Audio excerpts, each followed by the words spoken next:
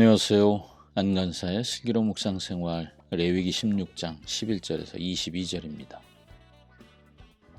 속죄일에 대제사장은 자신과 자기 가족을 위해 숫송아지를 잡죠. 그래서 제물로 드립니다. 백성들은 염소 2마리를 끌어와서 1마리를 속죄의 제물로 잡고 살아있는 나머지 1마리의 염소는 죄를 전가해서 광야로 보냅니다. 이 두 가지 사건의 공통점은 제물이 죽어야 한다는 것이죠. 그리고 피를 흘려야 한다는 것입니다. 속죄제는 간단한 말로 죄를 없앨 수 없음을 분명히 보여주지요. 죄는 제물의 죽음과 피 흘림이 있어야 없어지는 거죠. 우리 모두 잘 아는 것처럼 하나님은 죄를 용서하시는 사랑의 하나님이십니다. 하지만 하나님은 그 죄를 없다고 하시기 전에 그 죄의 책임을 묻는 분이십니다.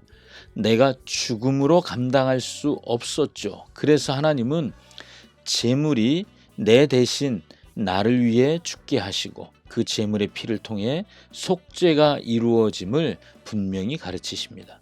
이것은 죄를 용서하신 하나님도 죄를 가볍게 여기지 않으시는 분이라는 사실을 보여주는 것이죠. 하나님도 죄를 가볍게 여기지 않으신다면 죄는 결코 무시할 수 있을 만큼 가볍지 않습니다.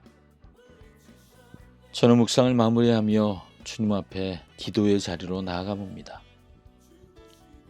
주님, 저에게 죄에 대한 이중잣대가 있습니다. 하나님이 나를 위해 그 아들을 십자가에 달아 죽이셨고 그 피로 나를 씻어 정결하게 하셨는데도 저는 당연히 받아야 할 용서를 받은 것처럼 여겼습니다. 은혜를 은혜로 볼 줄 몰랐습니다.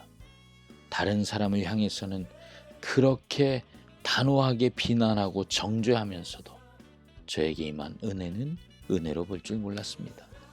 내게 임한 은혜를 하찮은 것처럼 여겼고 그 은혜의 가치를 평가절하했습니다. 그럼에도 주님은 여전히 날 받아주십니다. 사랑해 주십니다. 그 은혜의 가치를 모르는데도 하나님은 저를 향하여 은혜를 허비하십니다. 저는 허비하는 은혜, 허비하는 사랑은 지은 죄가 너무 심각해서 누가 봐도 용서받을 수 없는 자들, 그런 자들에게 하나님이 주시는 것이라고만 생각했어요. 그런데 그 사람, 누가 봐도 용서받을 수 없는 그 사람이 바로 나란 사실을 오늘 주님은 보게 하십니다. 이스라엘 백성들, 그들은 자신들을 위해 대신 죽는 염소를 눈으로 보고 깨달았지만 저는 나를 위해 대신 죽은 어린 양이 계심을 삶 속에서 자꾸 잊어버립니다. 내가 받아야 할 은혜를 받은 것처럼 착각합니다. 그런 나를 향해 허비하시는 그 은혜와 측량할 수 없는 그 사랑으로 날 찾아와 주시는 그 하나님으로 인해 주님을 찬양합니다.